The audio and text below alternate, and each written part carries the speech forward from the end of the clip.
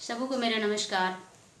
आज हम Bihar APO mains से संबंधित माइनर एक्ट आर्म्स एक्ट 1959 के इम्पॉर्टेंट क्वेश्चन आंसर का अध्ययन करेंगे। उसके पहले हम आर्म्स एक्ट के बारे में जान लेते हैं। आर्म्स एक्ट 1959 जो है ये कुल 46 सेक्शन है इसमें, जो कि 6 अध्यायों में बटा है। पहला अध्याय प्रारंभिकी यानी प्रीलिमिनरी से संबंधित है जिसमें 2 सेक्शन है। अध्याय 2 आयुध और गोला बारूद का अर्जन, कब्जा, विनिर्माण, विक्रय, आयात, निर्यात और परिवहन से संबंधित है, जिसमें सेक्शन 3 से 12 तक है। अध्याय 3 अनुज्ञप्तियों के बारे में उपबंध की बात करता है। अध्याय 3 जिसमें 13 से 18 सेक्शन है।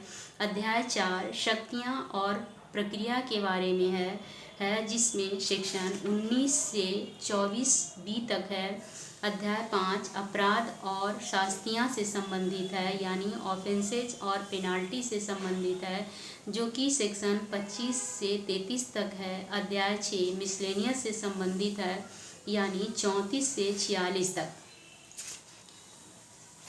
आर्म्स एक्ट 1959 जो है ये इसका बनाने का उद्देश्य है आयुध और गोला बारूद से संबंधित जितने भी विधि हैं उनको एक जगह इकट्ठा करना और संशोधन करना इस अधिनियम का उद्देश्य है।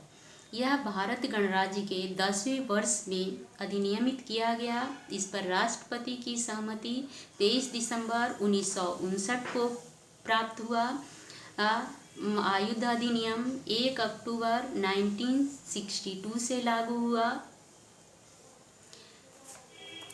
पहला सेक्शन संक्षिप्त नाम, विस्तार और प्रारंभ से संबंधित है, यानी इसका संक्षिप्त नाम है आयुध अधिनियम 1959। इसका विस्तार संपूर्ण भारत पर है। यह 1 अक्टूबर 1962 से पूरे भारत में लागू है। अब दूसरा सेक्शन परिभाषा क्लाउज। दूसरा सेक्शन परिभाषा क्लाउज में 2A अर्जन की बात करता है। अर्जन का मतलब है व्याकरणिक रूप भेदों और सजातीय पदों के साथ अर्जन के अंतर्गत भाड़े पर लेना, उधार लेना और दान के रूप में प्रतिगृहित करना। यानी अर्जन में 5 चीज आया। एक व्याकरणिक रूप भेद, सजातीय पद, और तीसरा हो गया भाड़े पर लेना, उधार लेना और दान के रूप में ग्रहण करना। 5 चीज हो गया अर्जन के मतलब। अब 2B गोला बारूद को परिभाषित करता है। 2B में गोला बारूद यानी एम्यूनिशन। गोला बारूद किसे कहते हैं? तो कह रहा है कि गोला बारूद से किसी अगना युद्ध के लिए गोला बारूद अभिप्रेत है। इसका मतलब है कि जो फायर आर्म्स है उसके लिए जो गोला बारूद यूज किया जाता है उसमें वो आएगा गोला बारूद में।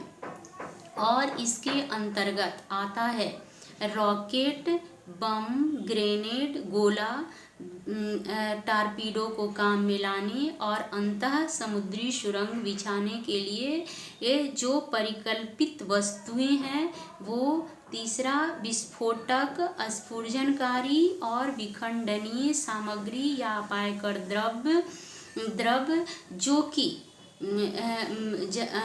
जो कि अग्नायुद्ध के रूप में चाहे उपयोग में आता हो या नहीं। चौथा है अग्नायुद्ध के लिए भरण और उसके भरणों के लिए उपसाधन, यानी जो अग्नायुद्ध में डालकर चलाते हैं, जो चार्ज करते हैं और उसके लिए क्या क्या ज़रूरत होता है वो चीज़। 5वां है पलीते और घर्षण नलिकाएं यानी फ्यूजेज और फ्रिक्शन ट्यूब्स। 6ठा है गोला बारूद के लिए कंपोजिशन और उसके बनाने के लिए मशीनरी। 7वां है गोला बारूद गोला बारूद का ऐसा कंपोजिशन जिसे केंद्र सरकार ऑफिशियल गजट में नोटिफाई किया हो। दोषी आयुध की परिभाषा बताती है। आयुध किसे कहते हैं? तो आयुध कहता है, 2 में आयुध का तात्पर्य है या तो हम ऑफेंस के लिए या अपना डिफेंस के लिए ये जो शस्त्र के रूप में उपयोग करते हैं वो वस्तुएं आती है। और इसके अंतर्गत तीक्ष्ण धार वाला और अन्य घातक शस्त्र भी आता है। और भी इसके निर्माण के लिए, तीक्ष्ण धार और घातक शस्त्र के निर्माण के लिए मशीनरी भी आता है। लेकिन इसके अंतर्गत नहीं आता है कृषि युग उपकरण और लाठी, मामूली छड़ी नहीं आता है। और वैसा शस्त्र जो खिलौना से भिन्न रूप में उपयोग आता है और जिसको कि शस्त्र के रूप में परिवर्तित नहीं किया जा सकता है वो आता है आयुध के अंतर्गत। अब 2D जिला मजिस्ट्रेट यानी डिस्ट्रिक्ट मजिस्ट्रेट को परिभाषित करती है। तो कह रहा है कि जहाँ डिस्ट्रिक्ट मजिस्ट्रेट तो ऐसे डीएम को कहते हैं, लेकिन जहाँ डीएम नहीं है और जहाँ पुलिस आयुक्त को नियुक्त किया गया है यानी कमिश्नर ऑफ पुलिस को नियुक्त किया गया है, वहाँ उसे ही जिला मजिस्ट्रेट और पुलिस उपायुक्त यानी डिप्टी कमिश्नर ऑफ पुलिस यदि है तो उसे ही जिला मजिस्ट्रेट कहेंगे। यानी जिला मजिस्ट्रेट का मतलब हो गया कमिश्नर ऑफ पुलिस और deputy commissioner of police. 2E अग्नायुद्ध को परिभाषित करती है। अग्नायुद्ध से तात्पर्य है विस्फोटक या अन्य प्रकार की ऊर्जा की क्रिया से किसी भी प्रकार के प्रक्षेप को चलाने के लिए परिकल्पित या अनुकूलित वस्तु। और इसके अंतर्गत आता है तोप, हथगोला, रायट, पिस्तौल या कोई अपायकर द्रव जो कि परिकल्पित और अनुकूलित किया गया हो जिसका शस्त्र के रूप में उपयोग करने के लिए। और कहता है ऐसा जो आवाज़ या चमक को कम करने में उपयोग किया जाता हो वो भी अग्नायुद्ध के अंतर्गत आएगा। या फिर अग्नायुद्ध को बनाने वाली मशीनरी भी इसके अंतर्गत आता है अग्नायुद्ध के अंतर्गत। या फिर तोप को चढ़ाने, उसको परिवहन करने या काम में लाने के लिए उस गाड़ी, मंच, साधित्र भी।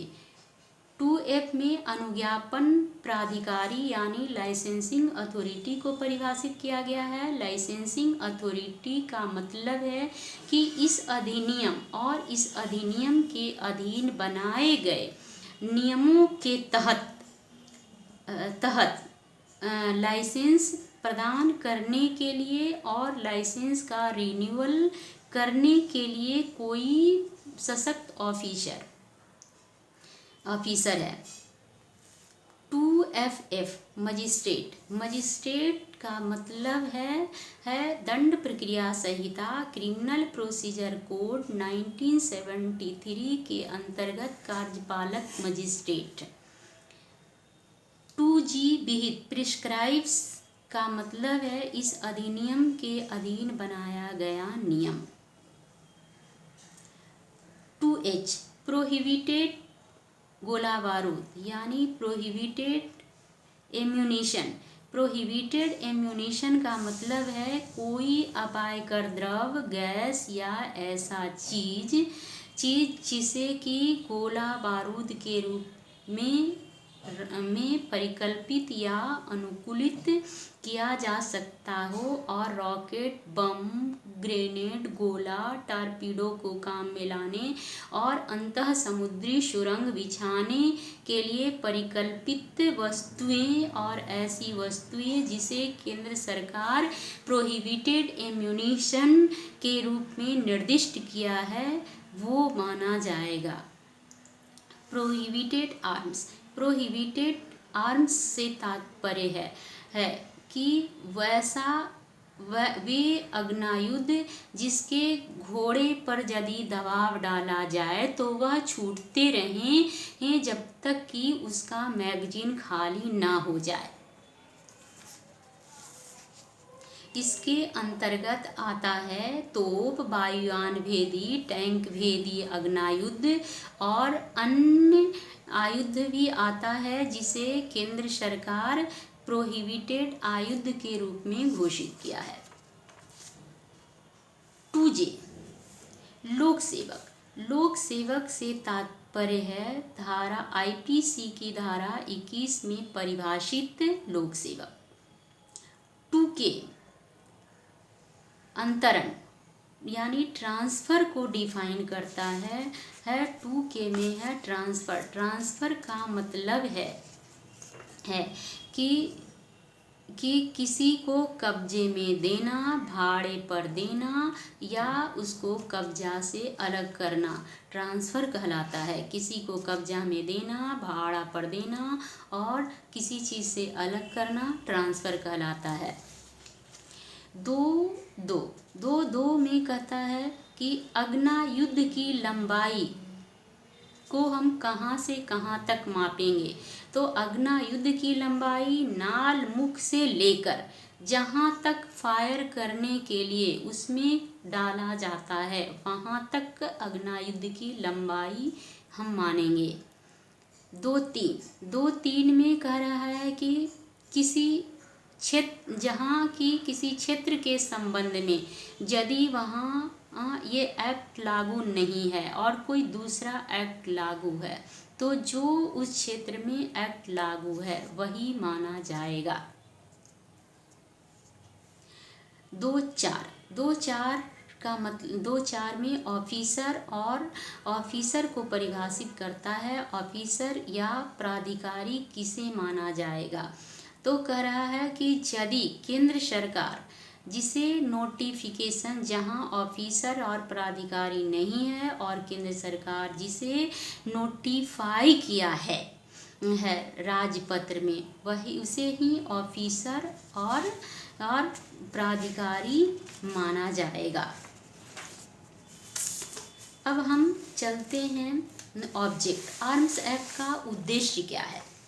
आर्म्स एक्ट का उद्देश्य है आयुध अधिनियम 1959 का मूल उद्देश्य इसकी प्रस्तावना में ही निहित है, जिसमें कहा गया है हथियारों और गोला बारूद से संबंधित विधि को समेकन और संशोधन करने के लिए अधिनियम। आर्म्स एक्ट 1959 का उद्देश्य अवैध हथियार के प्रचलन को रोकना है और परिणामी अपराधों को कम करना है। इसके अलावा वह अधिनियम आग्नेयास्त्र और अन्य प्रतिबंधित या निषिद्ध हथियारों को वर्गीकृत करने की कोशिश करता है ताकि यह सुनिश्चित किया जा सके कि पहला, सैन्य पैटर्न के खतरनाक हथियार नागरिकों विशेष रूप से असामाजिक तत्वों के लिए उपलब्ध नहीं है। दूसरा, आत्मरक्षा के लिए हथियार लाइसेंस के तहत सभी नागरिकों को उपलब्ध है जब तक कि परिस्थितियां में निषिद्ध न हो। इस अधिनियम के अनुसार किसी भी व्यक्ति के पास इस अधिनियम और उसके अधीन बनाए गए नियम के उपबंधों के अनुसार जब तक उसके पास लाइसेंस ना हो तब तक वह किसी हथियार या गोला बारूद को न तो वह अभिग्रहण कर सकता है और न ही वह अपने पास रख सकता है। तीसरा, प्रशिक्षण उद्देश्य के लिए आवश्यक आग्नेयास्त्रों को परमिट पर आसानी से उपलब्ध कराया जा सकता है। Thank you.